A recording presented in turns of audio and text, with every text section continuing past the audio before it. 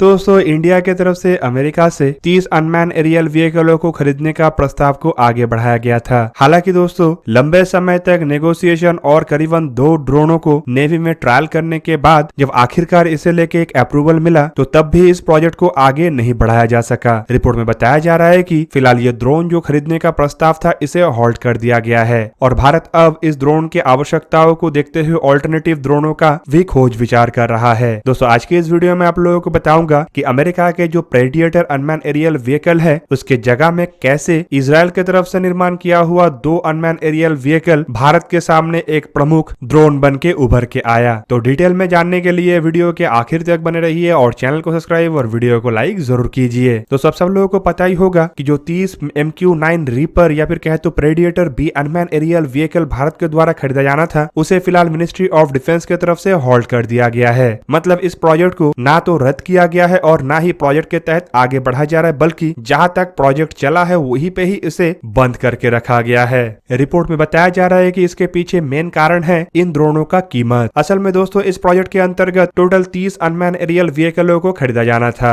और आपके जानकारी के लिए बता दूं कि ये 30 ड्रोन असल में आर्मी, नेवी और एयरफोर्स को बांटा जाना था, जिनमें हर एक बेड़े को करीब करीब 10 ड्रोन मिलना था। रिपोर्ट के मुताबिक ऐसे अनमैन एरियल व्हीकल और इसके एक्सेसरीज के साथ साथ इसके ट्रेनिंग इक्विपमेंट और हथियारों का कुल लागत करीब करीब $3 बिलियन के आसपास है और यही इस ड्रोन के होल्ड होने के पीछे सबसे बड़ा कारण है। पर दोस्तों बताया जा रहा है कि जब भारत की तरफ से इसके ऑल्टरनेटिव के रूप में अन्य ड्रोनों को तलाश किया जा रहा था तब इजराइल के द्वारा निर्माण किया हुआ 2 ड्रोनों का ऑफर भारत को किया गया है, जिनमें एक ड्रोन तो एल्बिट अडानी की तरफ से निर्माण किया हुआ हैमर 900 सीरीज का ड्रोन है, जबकि दूसरा ड्रोन हेरॉन टीपी ड्रोन है। दोस्तों यहाँ पे आपके जानकारी के लिए बता दूं कि एल्बिट और अडानी की तरफ से निर्माण किया हुआ ये जो हैमर ड्रोन है बेसिकली ये अडानी ग्रुप के द्वारा मैन्युफैक्चर किया जा रहा है और अडानी ग्रुप के द्वारा मैन्युफैक्चर किया गया ये ड्रोन इजराइल और अडानी ग्रुप कई सारे देशों को एक्सपोर्ट भी कर रहा है। दोस्तों आपके जानकारी के लिए बता दूं कि ये अडानी ग्रुप और एल्बिट के द्वारा निर्माण किया हुआ जो ड्रोन है इसके मैक्सिमम टेक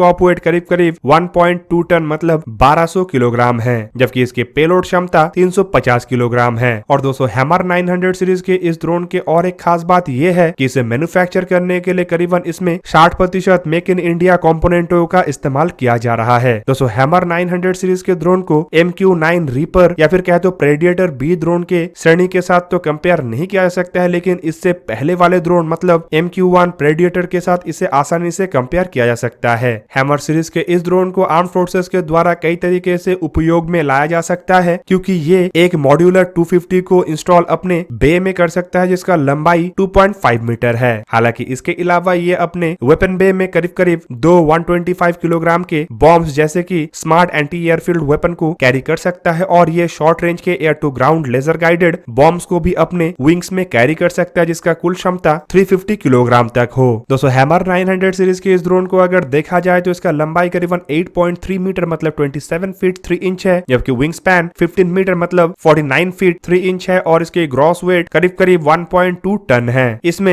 एक रोटेक्स 914 इंजन का इस्तेमाल किया गया है जिसका क्षमता 86 किलोवाट या फिर कहे तो 115 हॉर्स पावर है। हालांकि दोस्तों ये जो ड्रोन है ये करीब करीब 30,000 फीट मतलब 9100 मीटर की ऊंचाई तक जा सकता है और इसके maximum speed 220 kilometre per hour, cruiser speed 112 kilometre per hour और एंड्योरेंस 36 आवर है। दूसरी तरफ अगर देखा जाए तो इंडियन आर्म फोर्सेस को इजराइल की तरफ से जो दूसरा ड्रोन का ऑफर किया गया है वो असल में इजराइल की कंपनी IAI की तरफ से निर्माण किया हुआ हेरॉन टीपी है। हालांकि इसे अगर भारत के द्वारा खरीदा जाता है तो इसके निर्माण का काम हिंदुस्तान एरोनॉटिक्स लिमिटेड करेगा। दोस्तों हेरॉन टीपी को हेरॉन श्रेणी के आर्म्ड ड्रोन के रूप में देखा जाता है और इसे कई कई जगहों में ईटन भी कहा जाता है। दोस्तों हेरॉन श्रेणी के ये हेरॉन टीपी ड्रोन असल में हैमर श्रेणी के ड्रोन के मुकाबले में अधिक बड़ा और अधिक पेलोड लेने का क्षमता वाला ड्रोन है और इसके जो क्षमता है इसे आप आसानी से MQ-9 रीपर या फिर कहे तो प्रेडिएटर बी ड्रोनों के साथ कंपेयर कर सकते हैं। दोस्तों यहाँ पे आपके जानकारी के लिए बता दूं कि ये भी एक मेल श्रेणी के मतलब मीडियम ऑल्टीट्यूड लॉन्ग एंड्योरेंस श्रेणी के ड्रोन है जिसके maximum take off weight 5.6 ton और पेलोड क्षमता करीब करीब 2.7 टन है। दोस्तों हेरॉन टीपी अधिक पेलोड लेने का क्षमता रखता है। इसका सिंपल मतलब ये भी है कि ये अधिक भारी वजन के हथियारों को कैरी करने के साथ साथ अधिक मात्रा में भी हथियारों को कैरी करने में सक्षम है। दोस्तों हेरॉन टीपी में एक स्पेशल वेपन बे है जो मिसाइल, स्मार्ट बॉम्ब्स और अन्य हथियारों को छुपा के रख सकता है, जिससे कि अनमैन एरियल व्हीकल के फ्लाई के दरमियान इसके ऊपर पर पड़ने वाले ड्रैग को कम किया जा सके। दोस्तों यहाँ पे हिंदुस्तान एरोनॉटिक्स लिमिटेड की तरफ से ये भी बताया जा रहा है कि अगर हेरॉन टीपी को भारत के द्वारा खरीदा जाता है तो इसमें हिंदुस्तान एरोनॉटिक्स लिमिटेड स्वदेशी हथियार जैसे कि स्मार्ट एंटी एयरफील्ड वेपन और अन्य गाइडेड बॉम्ब्स के साथ साथ भारत के द्वारा निर्माण किया हुआ एयर टू ग्राउंड हथियारों को भी लगा सकेगा। दोस्तों हेरॉन टीपी ड्रोन को अगर आप देखें तो आपके जानकारी के लिए बता दूं कि इसका लंबाई करीबन 14 मीटर और विंग स्पैन करीब करीब 26 मीटर है। इसमें एक प्रीटी विटनी कैनेडा PT667A